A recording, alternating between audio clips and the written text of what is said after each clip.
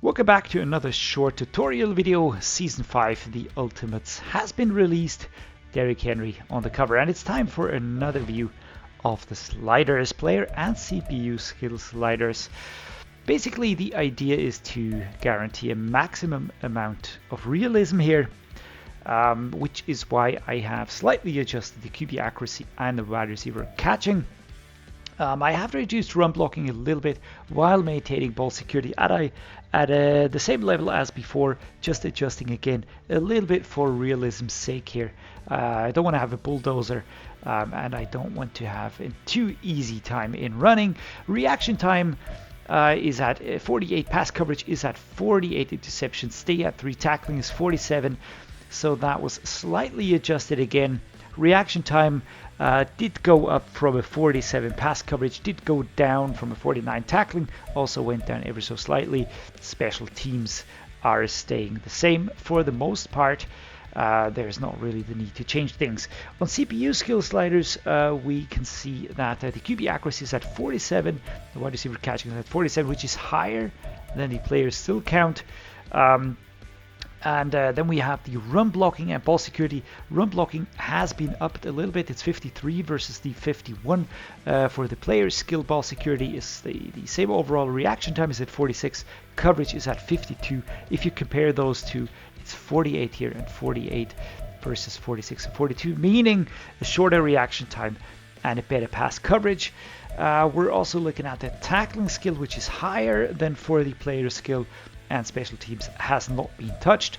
I do get asked about penalties quite often, so these are the penalty sliders here. I've got all the penalties turned on, but I do have those turned or tuned down a little bit that I can't really impact as much.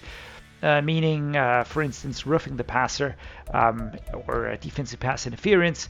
Those are some that should happen more often. Something like a false start, to be honest, I can't really impact that too much.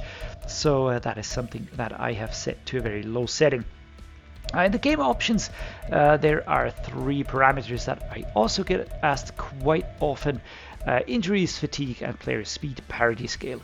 Injuries I've set to 53. I just want to have an element of surprise in each game, and with a 53 injury rating, it does put up an injury in every game. That is great because it just means that it can be a small niggle, it can be a season-ending injury. You just never know what's going to happen. You have to react. That's the reality of the NFL right there. The fatigue is set to 60. That is also something that is important. Placed together with the injuries, you have to keep rotating your squad. You have to keep the injury in check. You can't always just go for full pad training for the starters, for instance, to hike those up, because towards the end of the season you're going to have injuries. Player speed parity scale 47 means that the speed is really depending on the faster and slower player stats, and that usually impacts how well that works and how realistic it is in game, of course. If you want to save it, if you want to do that yourself, you just do the changes, then you click R3, and then you save. If you want to import, all you have to do is press square, choose the file, and that's that. It's the same for the player skill and for the CPU skill. You just saw the default values and what happens when you try to load in a new file. So that's that. But the big question is, how do you get those files onto your console? All you need to do is go to Share and Manage Files. The first thing is I'm going to share my files just to show you how that works. I have been working on them basically offline. If you want to do that yourself, you want to create some sliders, you just edit the files, basically edit the sliders, save them, and then you click triangle to upload the file. You choose the file that you want to upload, you say yes, then you can edit the description. It's the same for me. Some people like to add a date or whatever, but you see the added date anyways here. So there we go. Same for the player skill sliders, and now both files have been uploaded into the community settings. Depending on your internet connection, that will go quicker or slower. Then you go to download community files. In here you've got all the good stuff. You've got draft class, roster, offensive playbook, defensive playbook, and the sliders, CPU and player score. Jack Move, by the way, the dude that you're seeing here, 2024 NFL draft, he has a very good draft class check that one out. I've been using it for all of my franchises.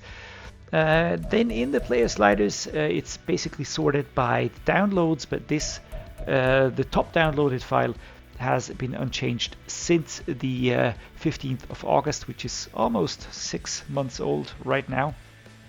So there's that. I always like to sort by date. So if you go over to the date, press square, then it will sort. Again, depending on your connection, this will be faster or slower. Sometimes you need to sort once or twice to really get the final sorting done. Here we go. File name has been sorted now. Sort by date, and you'll see that my sliders are the top sliders. They're just the ones that have been uploaded last. You just click to download the file X. I already have it saved on my computer or on my console. You can choose to save it as a new file or overwrite it. In my case, I'm going to overwrite it. And there we go. Boom. Download has happened. The same thing for the CPU sliders. You just change category. It'll remember that you sorted by date. And it should have the Dreddeus sliders up top on the 29th. And there we go. That's basically all you need to do. Download the file. And yeah, then import via the way I showed you before. Apart from that, there's not much more to say, not much more to do. I do hope you enjoy this. I do hope you get realistic results. Let me know what you think in the comments down below. It's always important for me to know how those work for you. As always, I'm going to say thank you so much for watching. Just a short vid right here. Do drop a like. Please subscribe, means a lot to me. Stay awesome. And thanks everybody. See you next time.